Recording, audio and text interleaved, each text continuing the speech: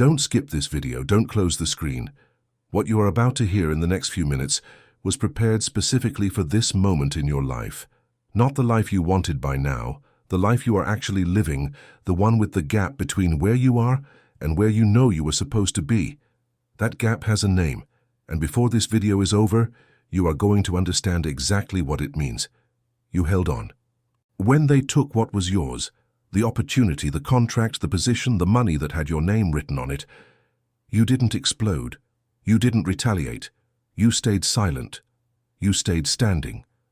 And the chosen one who made it here to this moment has already passed the test that broke many others who had less at stake and more to lose. But today there is a serious problem, because the same spirit that stole your financial miracle is now using your own exhaustion against you, planting the idea of running, planting the idea that maybe the fight isn't worth it, that maybe the throne was never really yours to begin with. And what I need to show you before you leave this video will change what you decide in the next 24 hours. You didn't get here because of an algorithm. You got here because the throne they tried to steal from you still has your name carved into it. This is not coincidence, this is divine alignment. Now let me tell you what exhaustion actually looks like in this season, because it doesn't always look like giving up. Sometimes it looks like going through the motions while your mind does math at midnight, running numbers, recounting what was lost, calculating how far behind you are from where you should be. You lie there in the dark and your body tightens the moment a certain name crosses your mind. The name of the person who moved when you stood still. The name of the opportunity that slipped through fingers that were clean, that never grabbed what wasn't theirs. You stayed honest. You stayed clean. And somehow the dishonest one seems to be sitting at a table you were supposed to be at. That is not a small thing to carry. That kind of weight doesn't announce itself dramatically. It just slowly makes the field feel pointless. Why plant again when the harvest keeps getting stolen? Why show up again when showing up hasn't protected anything?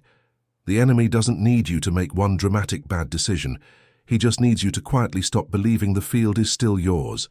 There is a silent shame that lives in the space between where you are and where you were told you would be. Nobody talks about that shame because it doesn't have a clean theological box. It's not unbelief exactly. It's not rebellion.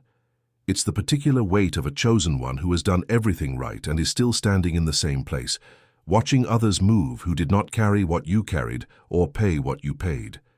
And right now that exhaustion is speaking. It's saying leave. It's saying let someone else fight this. It's saying maybe this season is over. Before you decide anything, I want you to agree with me right now. If what I just described is your life, if you recognize the theft, if you recognize the silence you kept when you could have reacted, if you recognize the weight of staying when everything in you wanted to run, press the like button as a decree, not as a YouTube gesture, as an act of agreement that says, what was stolen is still mine. The moment you do that, something activates over you. I'm asking God right now to give every person who makes that agreement clarity about the very next step of recovery within the next 72 hours. Not a feeling. A concrete step. Now I need to introduce you to something. There is a guide and it's called the Solomon Code, and it is built around 3 specific movements for the chosen one who is tired of resisting without a system. I will tell you more about those movements in a moment. What I need you to know right now is that if you stay through this video, you will already have something real in your hands before we get there. And the Solomon Code is waiting for you in the first pinned comment below this video. But first, I need to take you to a prison. Joseph was in Potiphar's house doing the right thing when the accusation came. He was falsely charged. He was stripped of position again. And there he sat in a cell with no window, no timeline, no explanation from heaven, no angel coming through the door with a message that said, "This is temporary, hold on." The cupbearer forgot about him. His own kin had already sold him. He had every reason in the world to interpret the prison as proof that the throne was a delusion. He didn't run. He didn't run when he was in the pit. He didn't run when he was in the prison. He kept his character consistent in the dark where no one was watching and no one was counting. And here is what most people miss about Joseph. The palace was not the reward for his suffering. The palace was the destination that required the path he took. Every pit, every accusation, every forgotten promise was not punishment. It was positioning. He could have fled Potiphar's house when the hand reached for him. He ran from that and landed in prison. But he never ran from what God had placed him in. There is a difference between fleeing temptation and abandoning assignment. Joseph knew the difference. And right now, in your exhaustion, the enemy is trying to blur that line for you. The reason I want you to understand that distinction is because the tool I am about to give you only works for someone who is still standing in the assignment, even if they can barely feel it. This is what I call the Joseph inventory. It comes out of Genesis 50:20. As for you, you meant evil against me, but God meant it for good, to bring it about that many people should be kept alive as they are today. That is the ESV. Write it down. Read it slowly. Because what Joseph said to his brothers was not a spiritual performance. It was a conclusion he reached only after he could see the whole map. You are standing at a point in your map where you can only see the portion that looks like loss. The inventory is how you begin to read the map differently. Tonight, when the house is quiet, I want you to take a piece of paper and answer 3 questions in writing, not in your head, on paper, with a pen, in silence. The first question: what was taken from me that in reality removed me from a lesser place? Think carefully. The job you didn't get that you grieved, what room did that close and what room did it keep open? The relationship that ended, what version of yourself would have died inside it? The deal that fell through, were you actually positioned for something that would have consumed you? Write the answer. Resist the reflex to say nothing good came from it. Sit with it. The second question: who betrayed me and, without knowing it, positioned me exactly where I needed to be? This one is harder, because it asks you to look at the person who caused the damage and ask whether their action, intended for harm, was somehow the instrument of your relocation. Joseph's brothers threw him in a pit intending to kill him. They ended up delivering him to Egypt. The most pivotal move of his entire destiny was executed by people who hated him. Write the name. Ask the question. The third question: what am I calling robbery that God might be calling a rerouting? Say that slowly. What I'm calling robbery. What if heaven's ledger reads it differently? Not that the harm wasn't real, not that the injustice wasn't injustice, but what if the thing taken was not actually your destination? What if you were standing in the wrong palace and the removal, as violent as it felt, was actually a transfer? Write all 3 answers. Take your time. When you are done, read Genesis 50:20 out loud as a declaration, not as a reading exercise, as a statement of faith over your own story. Say it to the walls of the room you are in. Let your own voice speak that sentence over your own life. That inventory is real. What you will have at the end of that night is genuine clarity about the shape of what happened to you. But here is what I need to be honest with you about. A single night of clarity does not close months, sometimes years, of accumulated breach. The Joseph inventory gives you a new frame.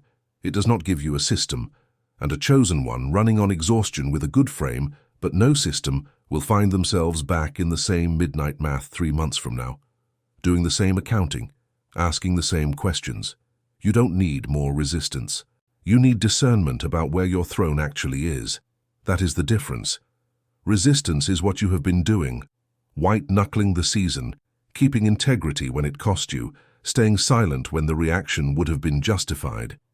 You have been doing that. You are exhausted from doing that. And the enemy's strategy is to keep you in resistance mode indefinitely, so you never transition into the posture of the one who governs. Romans 12:19 says, "Beloved, never avenge yourselves, but leave it to the wrath of God, for it is written, 'Vengeance is mine, I will repay,' says the Lord." ESV: the war is not yours to finish. God took the case. He took it the moment you kept your hands clean. The era of war and the season of defending, absorbing, resisting, surviving, that era is over for you. What begins now is different. What begins now is the era of governing from the throne they tried to steal. But you cannot govern without discernment, and discernment is not a feeling. It is a practiced capacity. That is exactly what the Solomon Code was built for. 3 movements. The first is diagnosing where the breach actually is, not the surface wound, but the structural gap in how decisions get made. The second is quieting the soul. There is a specific protocol for silencing the noise that accumulates in a chosen one who has been in warfare for a long time, and it draws directly from the Psalms of Ascent, the going up songs that pilgrims sang on the way to Jerusalem.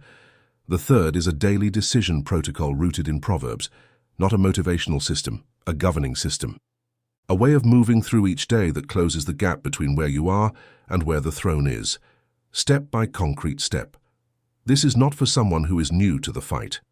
This is for someone who already knows what it costs to stay. If that is you, the Solomon Code is in the first pinned comment below this video. No pressure, no deadline. It will be there when you are ready. But do not wait until the exhaustion makes the decision for you. Now, before we close, where are you watching from? I want to know your city and your state, your city and your country.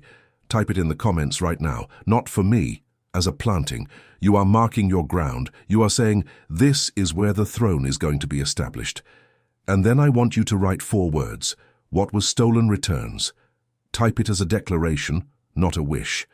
What was stolen returns. If this video found someone who needed it, share it.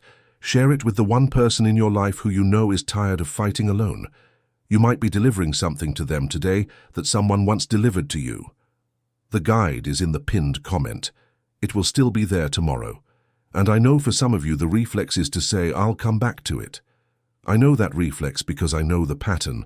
The window closes, the moment passes, the day fills back up. And the step that was right there becomes a memory. I am not pushing you. I am simply asking you to be honest about whether this is actually the moment. You already know if it is. May the wisdom from above be the ground beneath your feet today. May your soul find rest. Until we meet again.